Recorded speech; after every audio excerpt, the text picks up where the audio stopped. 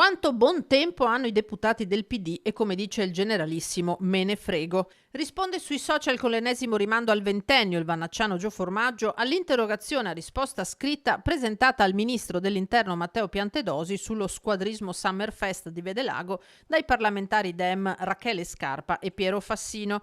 Nome, motti, slogan per il Partito Democratico come pure per l'ANPI ci sono gli estremi per una denuncia penale, ma dall'altra parte si torna a ribadire solo una birra tra amici. Ci siamo divertiti, non abbiamo fatto niente di male. Trovo buffo che i deputati del PD perdano del tempo a interrogare il ministro dell'interno, a fare tutte queste cose qua e poi prendo lezioni di diritto da chi rubava, come l'onorevole Fassino, i profumi in aeroporto.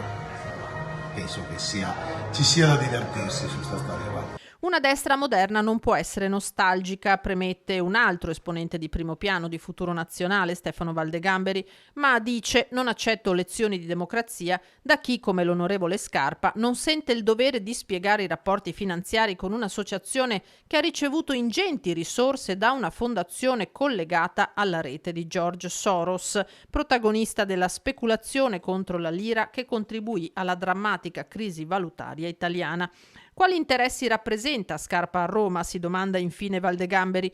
Dalla sinistra, tuttavia, non arretrano di un passo e attendono punto per punto le risposte del Viminale sul raduno di Vedelago, rispetto al quale nelle prossime ore potrebbe arrivare anche l'esposto formale dell'associazione Partigiani.